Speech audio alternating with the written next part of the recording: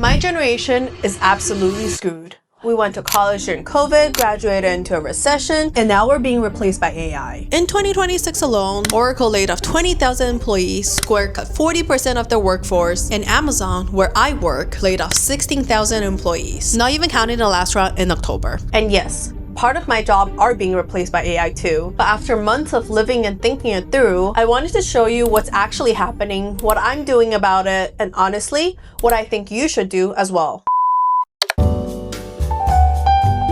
First of all, I wanted to address the question, which parts of my job are being replaced by AI? And I thought, what would be a better way to show that? By comparing a day in my life when I first joined versus a day in my life now with AI. I joined Amazon about 2.5 years ago. AI was already a thing, but it was largely limited to chatbots. And back then, I pretty much worked the old school way. A day in my life consists of mostly writing code line by line. I will have to read through my team's code base to understand what exactly is happening. I will have to read through every single line of the log error to understand how the fuck to fix a bug. And on top of that, I have to write my own unit test, which is the most tedious thing in the world. Even now, talking to you guys about how I worked in the past is a pretty crazy thing because in a short span of 2 years, I stopped writing code completely. In fact, it was pretty crazy to me that ever since I joined back to Amazon after my medical leave in December, so it's been about 4 months at this point, I have not written any code by myself. Instead, every single line of my code are written by AI. So now, a day in my life mostly consists with talking to AI and writing a lot of docs for the team to review. Don't get me wrong, I do that in the past as well, but I spend way more time writing code than writing doc. And with AI writing a lot of my code for me, I spend more and more time writing docs. I thought it would be a really clear way to illustrate my argument by showing you some of the stats that I have. Back when I first joined, things were considered super good when I was able to publish 2 code reviews per week. Sometimes a bigger feature required days, if not weeks, for a single code review. But nowadays, let's just take last week as an example, I published 8 code reviews, and that is just pretty crazy, meaning that AI might have quadrupled my productivity. Now here's the thing, even though AI is making every single one of us more productive,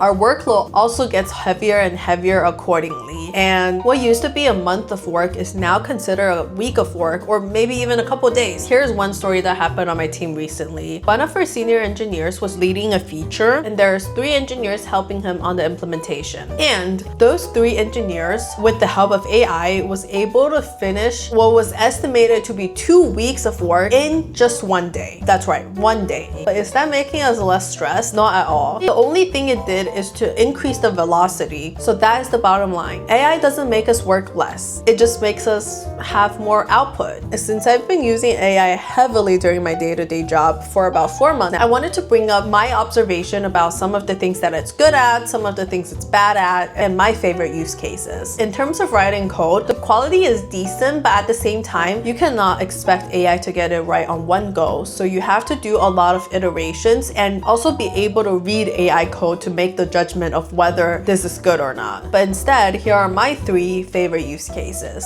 The first one is debugging. I really hate reading error logs, especially when it's like pages and pages long. Maybe I have undiagnosed ADHD or something, but I just can't find the key information even when it's right in front of me. So in the past, sometimes I might spend hours trying to debug the reason just to find out later that the reason was like right there on the logs. So that is by far my favorite use of AI. The second thing that I really enjoy with AI is to summarize everything. And that's also what AI was designed to do in the first place. So if I'm new to a certain project and I'm trying to read through all the resources, now instead of having to read through every single thing, I could just feed the entire documentation to AI and then ask AI questions for it to give it to me. But I think you guys also know that. So I'm gonna move on to my third and most controversial use of AI, which is to use it to write Slack messages. As someone who has a huge tendency of people pleasing, what I find to be the hardest thing at work is never about coding, but instead it's about the peopling that I have to do on a daily basis. Whether it's when I have to disagree with others, or when I have to nudge someone to just give me a response, or even just sending out a calendar invite. I used to spend the longest time proofreading and getting paranoid about what if my tone is not the best. And because of that, I really love how I can just tell AI, my coworker A said this, but then coworker B said this. What would you do in my shoes? The AI tool would come up with a message and just do the peopling thing for me. I do think using it excessively hurts human connection, but I'm not looking for human connection in my workplace anyway, so I just prefer to use it to get the hardest thing done. By the way, if you watch all the way until here, my name is April and I'm a 25-year-old software engineer living in Seattle, and in my channel I talk about life in your 20s, personal finance, as well as how to balance your creative passions with a corporate 9-to-5. So if you're interested in any of those topics,